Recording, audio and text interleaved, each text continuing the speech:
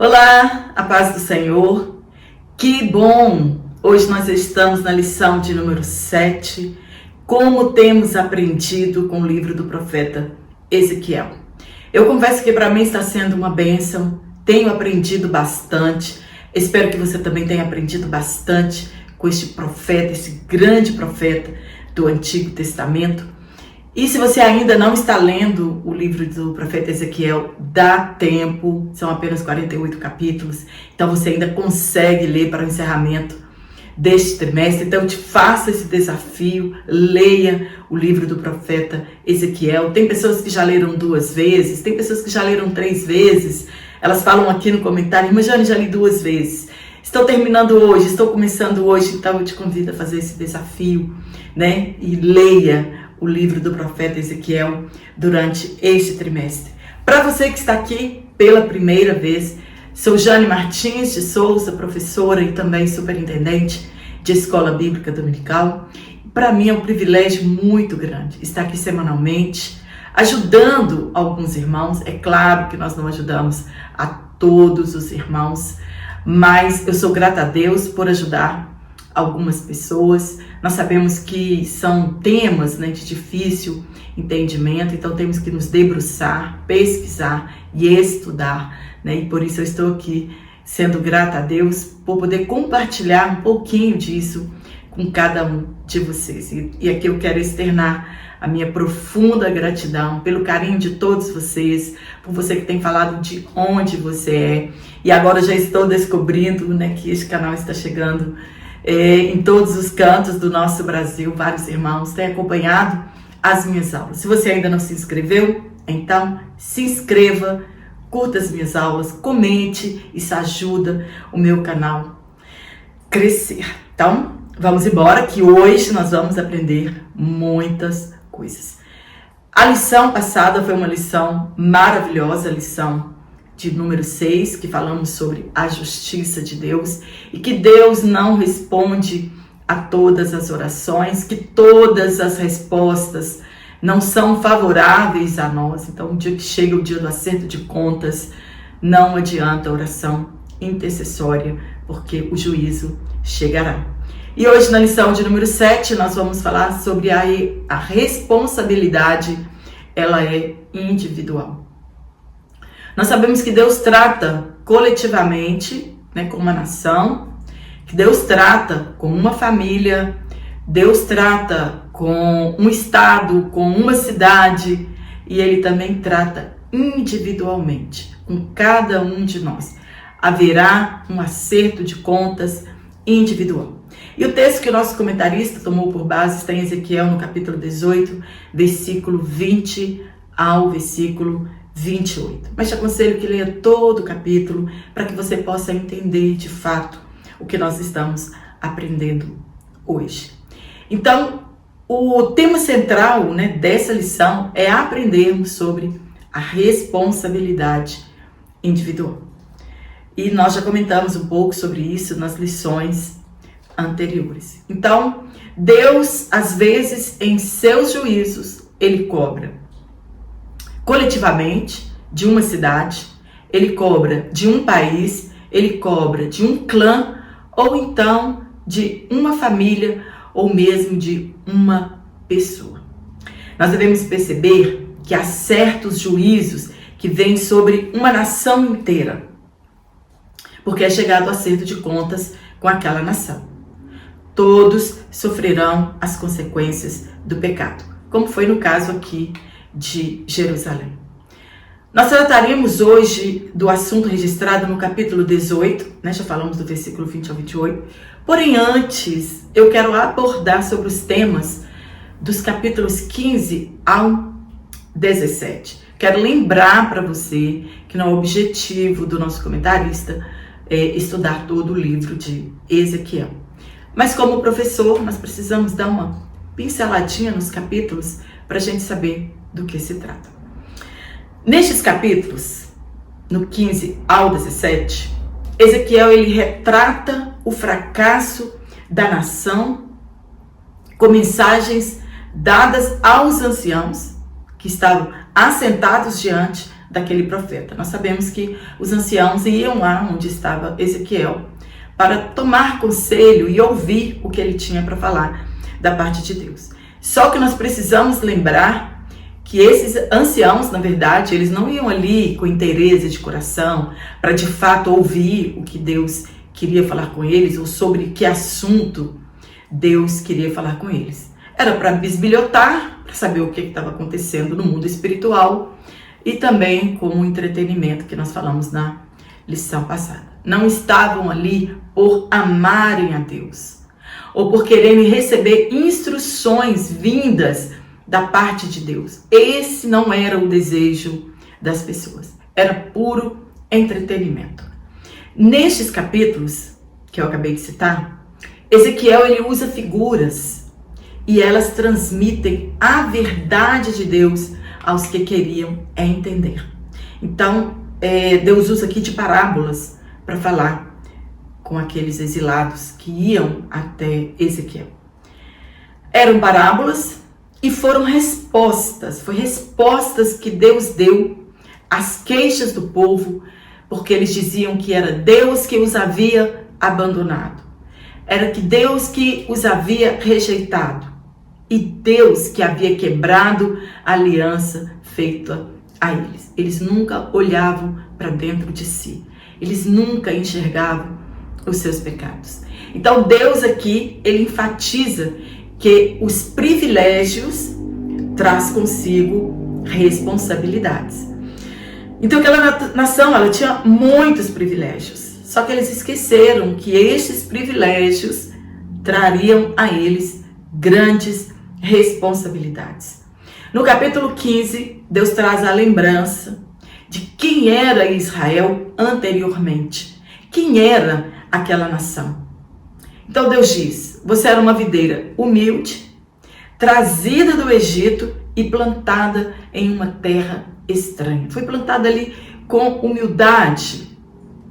Porém, ela não produziu frutos agradáveis a Deus, e sim frutos azedos que não prestava para mais nada aquela vinha, a não ser cortada e ser queimada, porque os seus troncos, eles não serviam nem para a estaca. Então Deus estava dizendo: sabe para que você serve? Para serem cortados e lançados no fogo. E em 605 a.C., a cidade foi queimada. No capítulo 16, a nação ela é comparada a uma esposa infiel e foi chamada de prostituta. Não foi apenas um adultério. Israel não adulterou com Deus apenas uma vez, mas diversas vezes e com diversas nações eles traíram a aliança com Deus. O pior de tudo, que ao invés dos seus amantes pagá-los, eram eles que pagavam aos seus amantes, né? Davam as suas fortunas e a sua riqueza para as outras nações. Deus, desde o nascimento dela, cuidou daquela nação. Desde o chamado de Abraão, Deus cuidou daquela nação por intermédio dos séculos, até que ela se tornou próspera, quando ela foi plantada em Canaã, ficou famosa.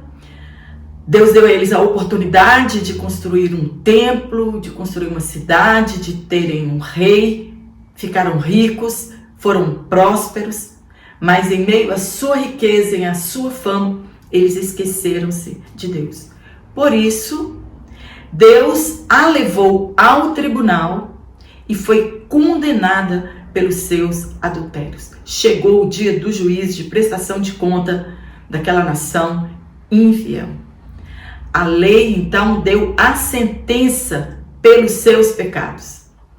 Aquela nação, ela foi adúltera, idólatra e prostituta, porque não traiu a Deus somente com um Deus ou somente com uma nação. Qual era a sentença para as prostitutas? A Bíblia diz que as prostitutas, elas deveriam ser queimadas. A Bíblia diz que as adúlteras, elas deviam ser apedrejadas. E a Bíblia diz que os idólatras deveriam ser mortos pela espada e os seus bens deveriam ser queimados. E foi exatamente o que aconteceu com a nação de Judá.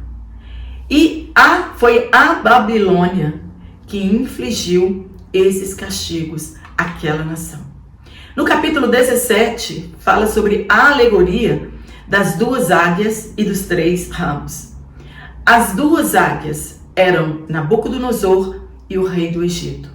E os 3 ramos eram os 3 reis, Jeoaquim, Zedequias e Jesus Cristo, o Messias esperado, o reino que durará para sempre.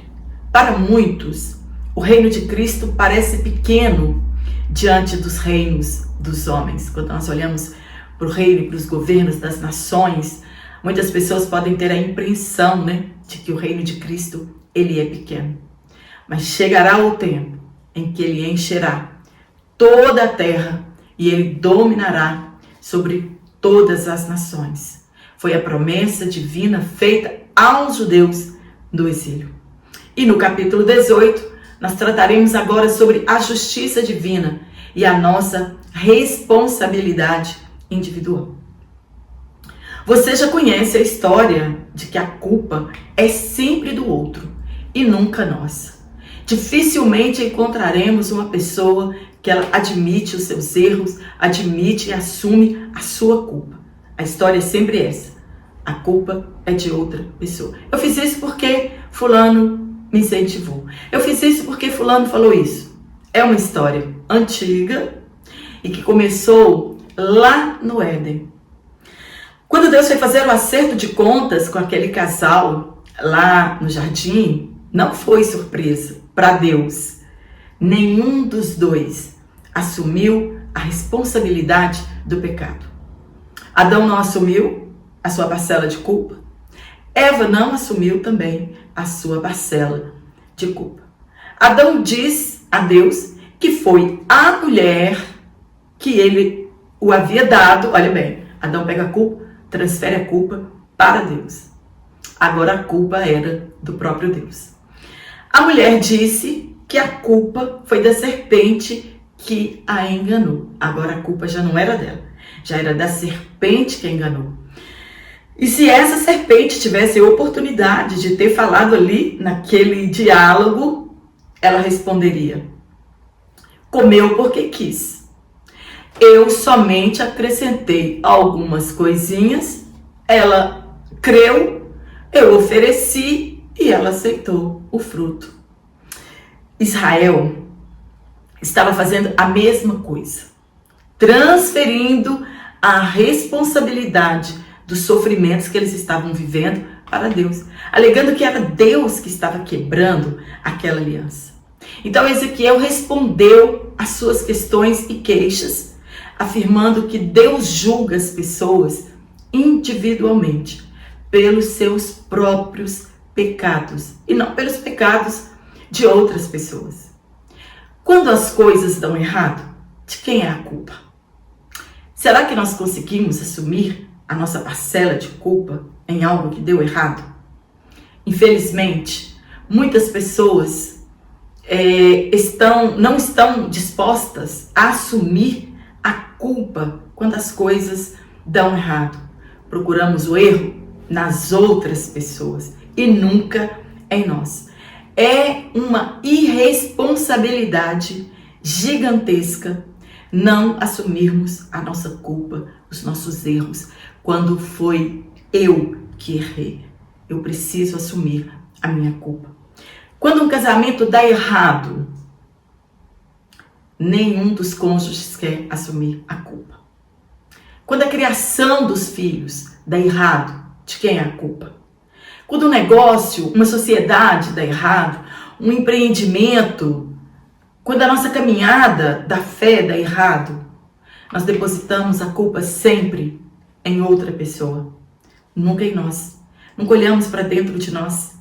E Israel é um exemplo vivo para nós, que precisamos olhar, e ver se realmente a culpa não é minha. Deus responsabilizou Adão e Eva pelos seus pecados. E também a serpente, ela foi punida. Os judeus, eles foram responsabilizados pelos seus pecados. E chegará o acerto individual com cada um de nós. E também seremos responsabilizados pelos nossos pecados. Ezequiel responde aos anciãos que acreditavam que a culpa por estarem vivendo o cativeiro e a destruição da cidade eram dos seus antepassados, que foram eles que erraram, e agora eles estavam colhendo, aqueles frutos amargos, que também a culpa era de Deus por quebrar a aliança. Então Jeremias também, ele refutou esse ditado que eles falaram para Ezequiel, alegando que Deus nos trata com justiça e com imparcialidade. É meus erros que vai trazer julgamento divino sobre as nossas vidas. Então, no tópico 1, nós vamos falar sobre a máxima usada em Israel. No ponto 1, uma máxima equivocada. Por que aquele provérbio, aquela máxima, ela era equivocada, ela era errada? Porque eles interpretaram errado a palavra de Deus. Eles interpretaram o terceiro mandamento do decálogo errado. Abre aspas. Não te prostrará diante deles, Deus falando aqui sobre as imagens de escultura e outros deuses. Então, Deus diz para eles, não te prostrarás diante deles, nem lhes prestarás culto, porque eu, o Senhor teu Deus, sou Deus zeloso, que castiga os filhos pelos pecados de seus pais até a 3ª e 4ª geração. Agora presta atenção nessa parte. Daqueles que me desprezam. Eles interpretaram o versículo até a 4ª geração e não continuaram no mandamento divino. Então, esse era o segredo. É um segredo. E eles não entenderam que Deus castiga aqueles que aborrecem a Deus. Eles diziam, abre aspas, os pais comeram uvas verdes e os dentes dos filhos se embotaram, isso é, perderam o fio ou o corte. Então, comeram uva e o dente deles que perderam o fio, que perderam o corte. Deus, ele não castiga filhos ou netos por causa dos pecados dos avós ou dos pais. Cada um é responsável pelos seus pecados. E às vezes acontece que os filhos, a maldade deles é muito maior do que a maldade dos seus pais. O que pode e acontece sempre é que a próxima geração ela ser influenciada pelos pecados dos outros, dos pais, dos avós, dos tios.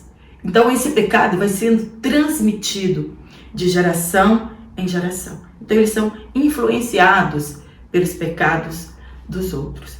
Nós não podemos dizer porque o pai é um ladrão, a mãe é uma prostituta, que o filho vai ser. Não.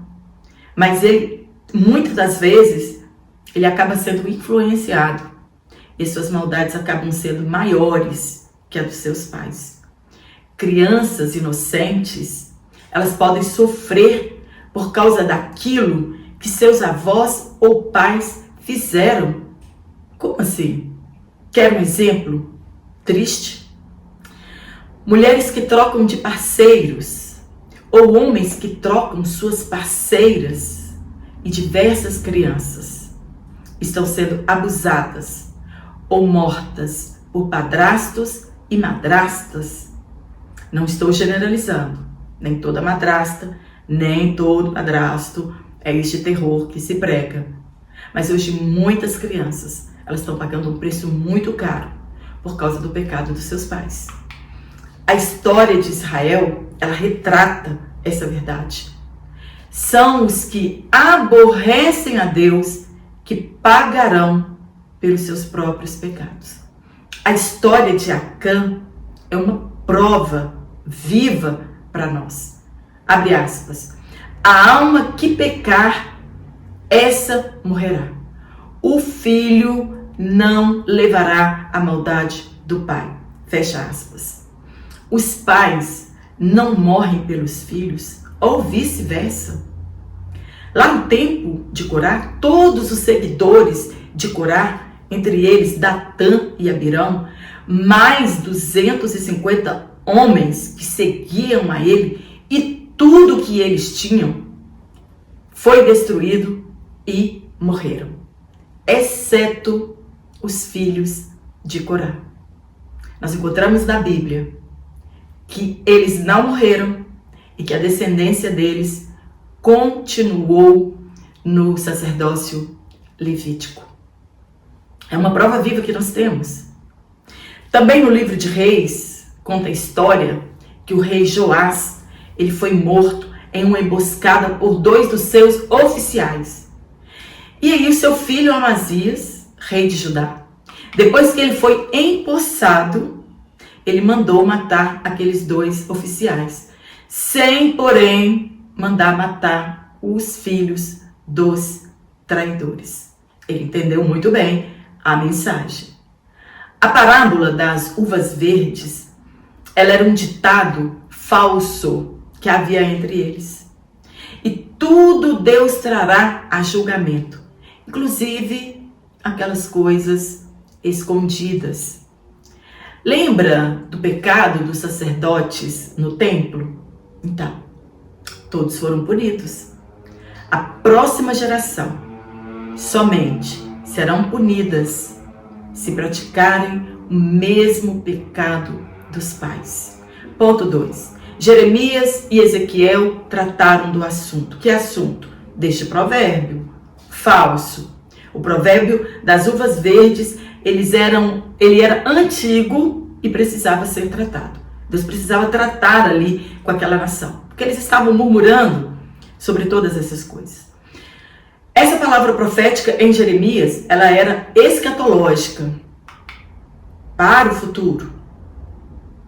A seção do livro, do capítulo 30 ao 33, pode ser chamado de o livro da consolação, que não foi editado separadamente como o livro das lamentações de Jeremias.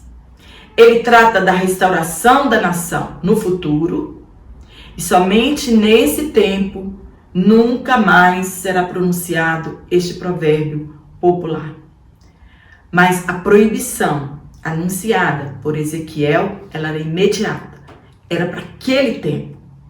A contestação aqui é feita pelo próprio Deus, arguindo o que eles queriam dizer com este provérbio. Deus estava arguindo: o que vocês querem dizer com este provérbio? Que a culpa é minha? Ou que a culpa é dos seus antepassados? Haja vista que todos pertencem a Deus, e somente a alma que pecar, essa morrerá. No ponto 3, o problema em nosso tempo não é diferente hoje. Muitas igrejas, elas cresceram em cima desse ditado que fora proibido por Deus que fosse repetido. Deus proibiu que eles repetissem, né, esse provérbio de que os pais comeram uva verdes e os dentes dos filhos que embotaram. E muitas pessoas, infelizmente, por desconhecerem a palavra de Deus, acreditam nesses mercenários que enganam as pessoas. É o que nós conhecemos pelo nome de batalha espiritual. E eu vou deixar um card aqui sobre essa aula que nós tivemos em 2019 sobre batalha espiritual, para que você tire um pouquinho mais das suas dúvidas. Então, o que é batalha espiritual? É a extravagante doutrina da maldição hereditária. Quem nunca ouviu falar disso, de maldição hereditária? Quantos cultos apelativos convidando as pessoas para a quebra de maldição? Quantas vezes você já ouviu isso? Esse movimento, ele não tem uma denominação. E pronto. Ele surgiu com com o carismático Ben-Rim, por exemplo, né? Foram os carismáticos que trouxeram essas inovações para o cristianismo. Com os evangélicos também, isso veio. Com as igrejas pentecostais, com as igrejas neopentecostais, que para crescer, e elas crescem muito, eles usam esse termo, entre aspas, batalha espiritual. E eles usam isso para atrair as pessoas. E junto disso, dessa doutrina, eles também trouxeram a doutrina da prosperidade. Então quer dizer que não existe batalha espiritual? A batalha espiritual, ela existe. Mas essas aberrações, elas não existem. Em que se resume esta doutrina?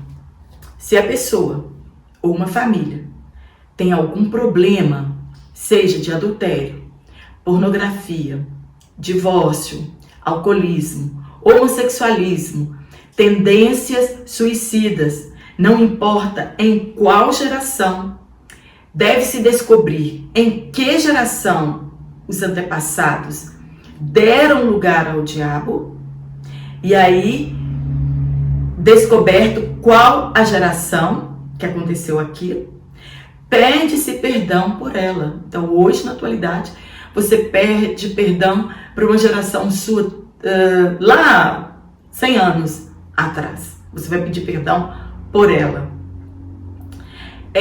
Então, dessa forma, quebra-se a maldição. Uma espécie de perdão por procuração.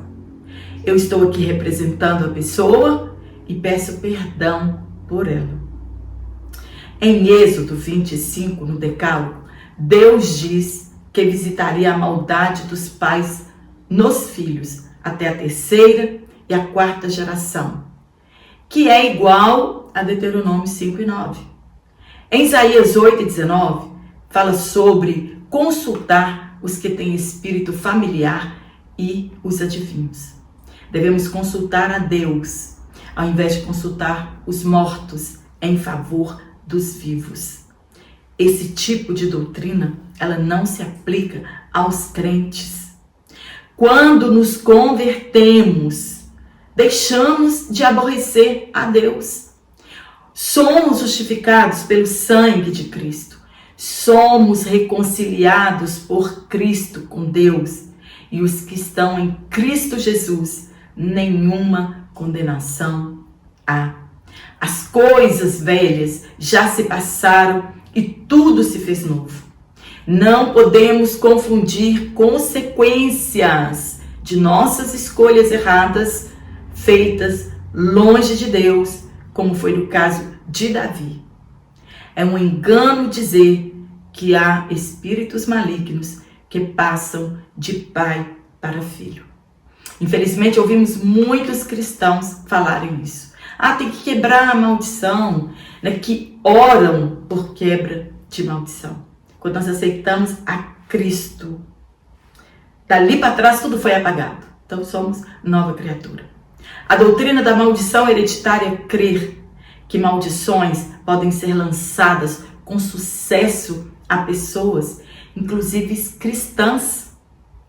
Podem ser lançadas a lugares. E através de rituais de feitiçaria, magia negra, voodoo, umbanda, candomblé e outros, eles podem atingir as pessoas.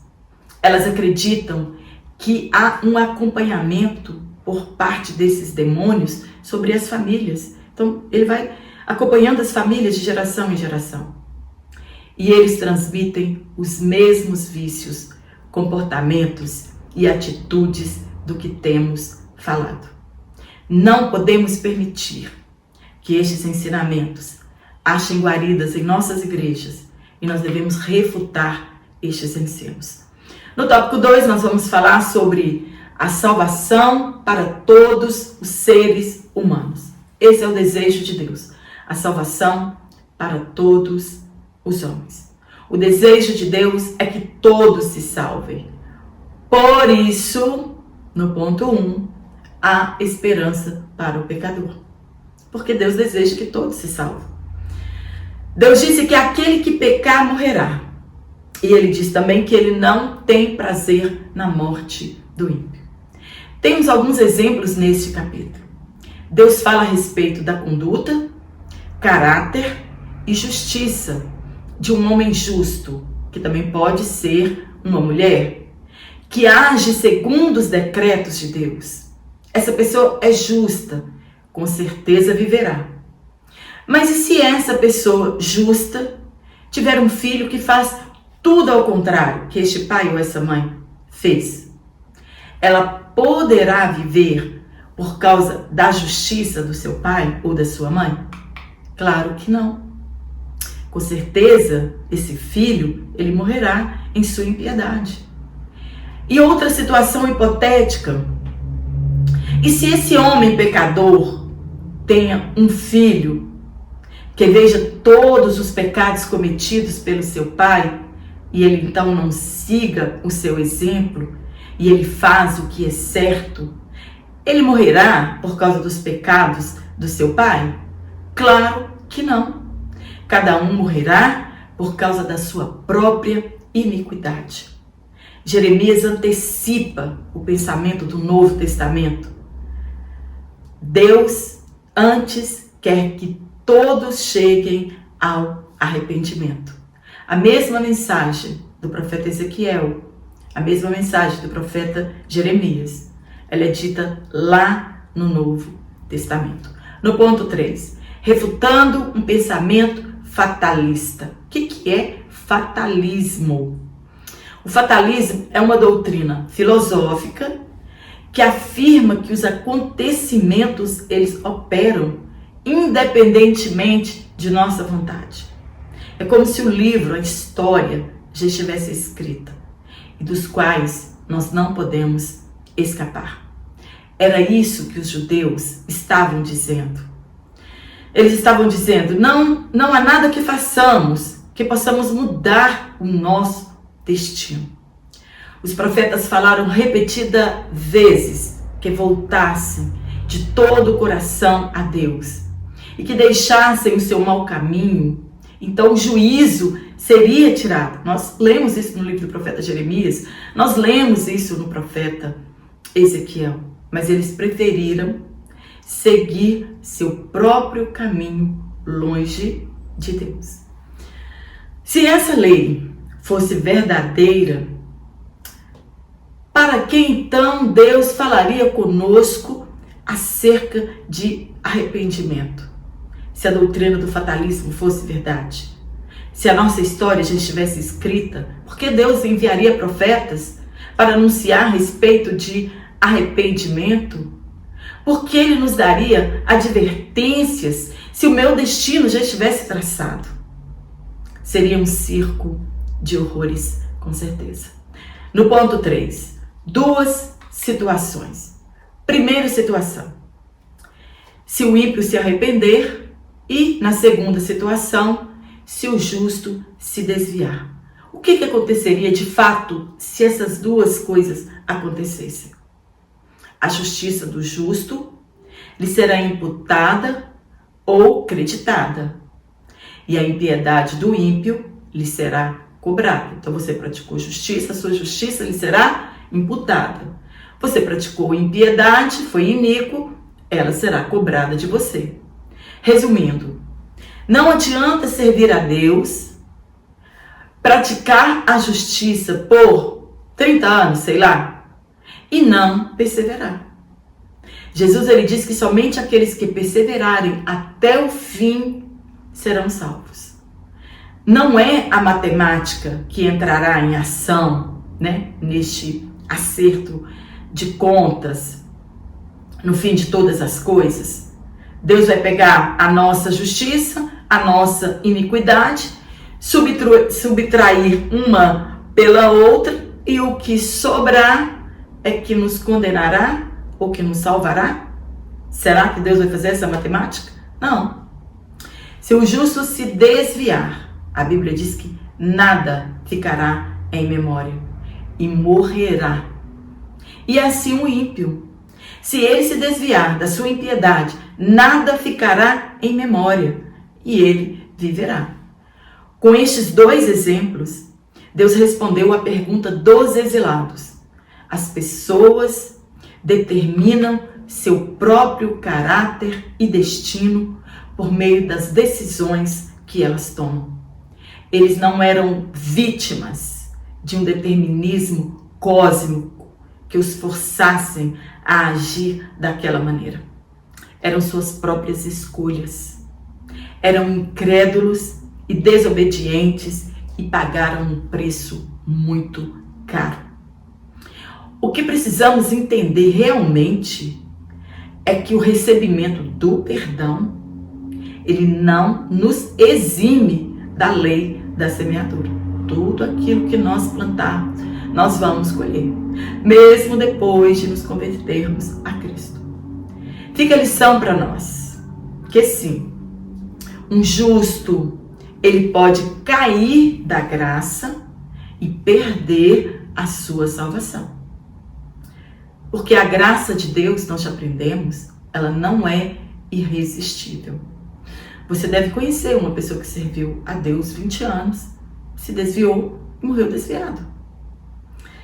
Essa passagem de Ezequiel, ela desbanca a teoria de que o cristão, na graça, sempre estará na graça. Que uma vez na graça, ele sempre estará na graça.